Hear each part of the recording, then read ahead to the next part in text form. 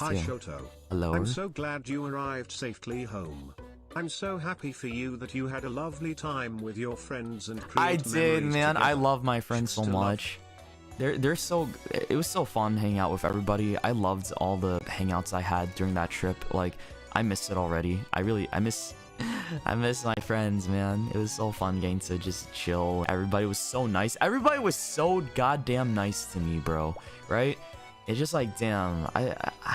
Shit. I wish I could be around them more often. After that party at Ryan's, bro. Right? And took all the shots. We went to the OTV club, but the OTV party, right? But it was like really packed and shit, and I didn't really feel like the vibes were good anywhere. Like, oh yeah, I remember on the way there while we were walking, bro. I was delusional as fuck, and I was like, dudes, we've been on the same road for a while now, right? And I think like what? It hasn't even been that long, but like every like 5 minutes, I kept saying, guys, we've been on the same road, right? And Elam and Saikuno just kept like laughing and making fun of me for it or some shit. I don't know why. Eventually we got there though, right? We were walking to the place, and we realized the line was super long. I think we ran into Atsu and Saki and what was it? Someone named Christine. And like, I thought from far away, because like it was like my vision was kind of like getting blurry and stuff like that. I was just like, oh man, I'm so tipsy. I'm like really out of it. I saw Atsu and this motherfucker, right? I thought he was in my brain, I thought it was a fan that recognized me and was trying to get my attention from afar. So then I tried to hide behind Elam. And then I realized, oh, and I got closer and I realized, oh wait, it's just him. I thought he was like some random fan that like called me out, right? And was just like trying to get my attention. I was like, uh-oh, time to hide. But no, it was just him, and I felt like much more relieved because I don't know. When you're drunk and you can't really see that well, right? I met Lily, right? I met Lily again. I barely remember meeting Lily. I gave her a hug, and then Pokey got there again. I gave her a hug too, bro. And then like, I remember like I got into the club eventually, right? And I was just like, this is not the vibe. I gotta get out of here. This is just like not it. It was too busy. It was so packed and crowded and shit. And it was just like, I think my brain, this is when like I knew I was really drunk, right? But my brain told me, okay, I think this is not a good idea. You should go back to the hotel and just sleep, right? So then my instincts kicked in and was like, all right, that's enough drinking. No more party. Just go back home and sleep. And I asked, what's it called? For somebody to like help just bring me back to my hotel if that was okay, right? And Blau is a hero. Blau is the one that was, I owe him a lot because I know for a fact I probably would not have been able to get back by myself because like I was just so like lost because of like, you know, that was probably like as much as I drank, it was like probably similar to when I was at the AX party at Ross's, and that's like similar to how much I drank then, right? Bao is a big homie for helping me get home safely and making sure like I got into my bed and just like, you know, rested. Like I love that dude. He's very sweet, very kind, man. Like shit, he had my back. And I don't know, I just appreciate it a lot, right? I don't know, like stuff like that goes a long way for me. And like I remember waking up really like thankful, right? And like, damn, I'm in my bed. I got worried though. I remember at nighttime I had a bad nightmare. I had a nightmare when I was sleeping. Like I had a nightmare. I posted a picture of my tummy, right? And like for some reason, I thought I was like, I recorded a video of like my tummy, right? And just like trying to like do some type of like body roll and stuff. And I posted that on Twitter, right? But that wasn't real. And I had to wake up the next morning and check Twitter immediately and just to make sure it wasn't real, right? Because I thought I did post a video like that and I was gonna get in a lot of trouble or something. Because I woke up that morning, right, feeling perfectly fine. I was messaging Jake. I remember I was messaging Jake like, hey, if he could come back and like make sure I'm okay and take care of me and stuff like that whenever he could, right? He got back at like 5 a.m. I was already back at my room like around 1 a.m. or no, 2 a.m. yeah, and just passed out. But I think he was also at the same party. But like in my drunken state, I was like, hey, can you come back and like, you know, take care of me? Bro. Drunk Shoto? Actually, was like wild. Okay. That had like, I was like, damn, I need a new dress shirt. So, you know what I did? I got myself a new dress shirt, right? I wanted to get myself a new dress shirt from this place, and I asked them like, hey, can I try out some dress shirts, right? And they're like, oh sure, and they brought me like a bunch of different like ones and different patterns, different quality, and different colors. I was very happy with how everything was going. They're like, would you like some water or some kind of other refreshment? I was like, oh sure, yeah, I'd take some water. And I was like, damn, why are they treating me so well here, right? This kind of odd. And then I found that I think I took a look at the name of the store again, and I realized it's called St. Lawrence or something like that. I was like, this sounds bougie. It looks pretty bougie. Maybe it's not just for, you know, casual buying. So then when I was in the dressing room, I looked at the price tag, and it was $1,600 to get the fucking dress shirt.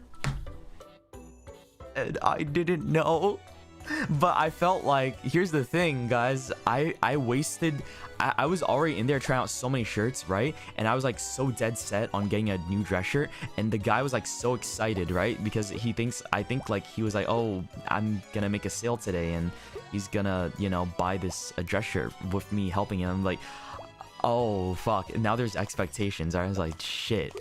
Now this guy like thinks I'm gonna buy a dress shirt here, and like if I just like, you know, yeah, they make commission, yeah, and if I just dip out all of a sudden, right, from buying one, he's gonna think I'm an asshole, right? And I'm just gonna waste his time probably. But at the same time, that like I didn't understand that place was so expensive. Did I buy it? I have the shirt. It's in the picture. That shirt was the most expensive thing I ever got. I ended up buying it out of pure like embarrassment that I had to, man. I had to. That was like my funds for the next couple days. I was just like, okay, that's it, GG, no more. I'm not spending it. It hurt so much, man. I had this trench coat that it was like a blue, nicely styled trench coat that looked great on the outside that a guildie gifted to me, actually. So thank you to the guildie. I think it was like Pokari bought that one. Thank you, Pokari. Appreciate it. That night, oh yeah, I remember, bro, I remember everybody going back to their hotel, right, to call it a night, and Jake like calling it a night too. And I was just like, I went to the bar and like sat there and just like, I first in my drunken state, I'm like, hey boss, give me a cup of water. I think he gave me such a weird look after I said that.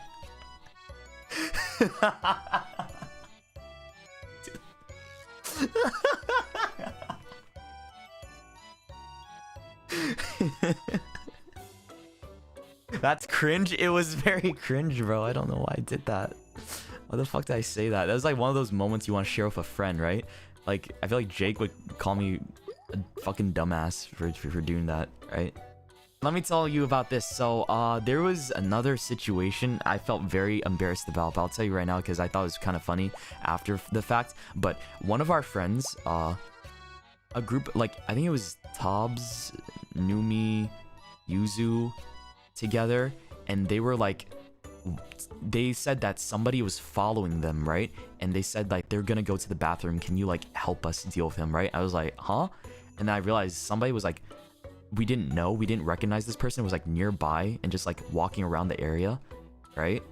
And I guess like I assumed, right, this person was bothering them, right? And then when I met up with Jake and he just kept following us, I'm like, wait, who is this guy, right? I don't know who he is. And he just kept following us from behind, nearby, and he started getting a little freaky. And once we got back to the group, we kind of like thought about just saying, hey, we think you should just leave and get away from, because like it's uncomfortable and shit like that. So like that's exactly what happened, right? Me and Jake just asked him to just fuck off, right?